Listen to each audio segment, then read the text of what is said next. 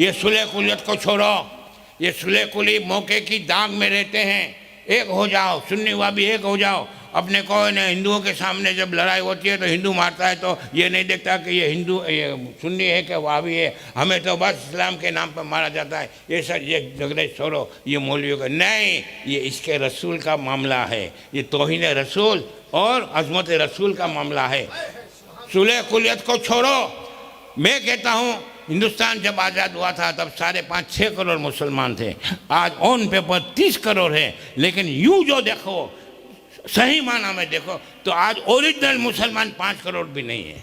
क्यों? बाकी के वहाबी हो गए, देवबंदी हो गए, शिया हो गए, चकराली हो गए, कादियानी हो गए। मुसलमान जो सही माने में जिस पे इतलाक होता है वो दिन ब दिन कम होते जाते हैं। इसीलिए तो हम मार खाते हैं। इसीलिए तो ये वसीम रिजवी और दूसरे साधुओं जैसे हमारे सरकार किसान में तौहीन करते हैं। और हम कितने कायर हैं कि हम इसका कुछ नहीं कर सकते।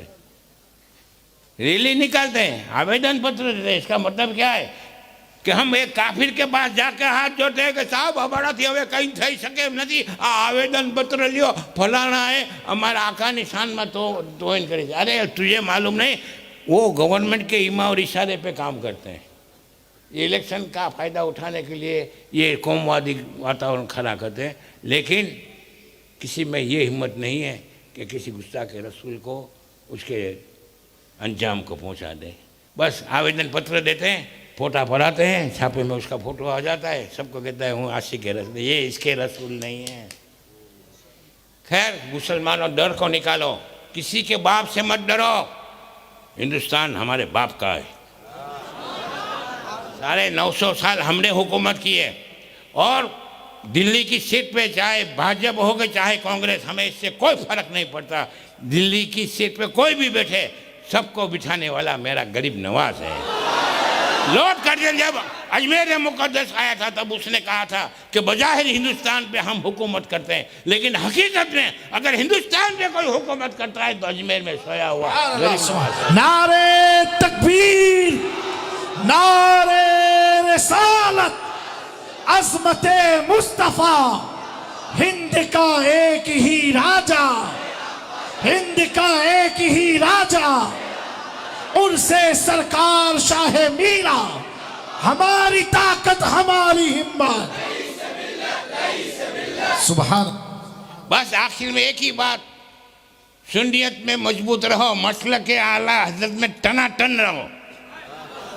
ये कुछ मौलवी भी सुलह कुली हो गए, वाबियों के यहाँ के बैठते हैं, चाय पीते हैं। कोई हमारे जामी मियाँ जैसा देख जाता है, डांटता है वहाँ भी कहीं तो कहते हजरत मैं उसको सुधारता। अरे उसको सुधारना नहीं है यार, तू खुद बिगड़ गया, उसको क्या सुधारेगा।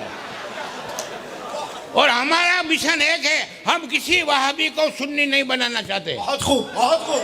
हमारा मिशन है अब कोई सुन्नी वहाबी ना बने। एक चीज याद रखो, किसी वहाबी को सुन्नी बनाना उससे लाख दर्जा बेहतर है किसी सुन्नी को वहाबी ना होने देना।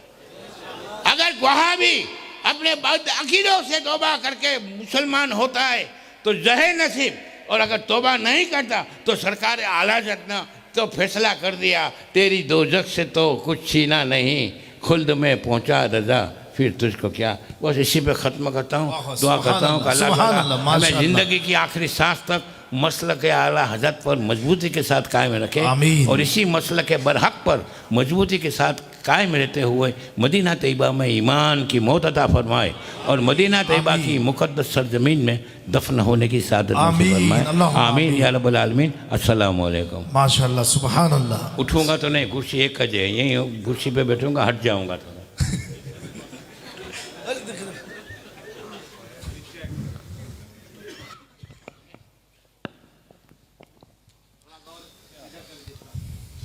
हज़रात गिरामी माशाअल्लाह।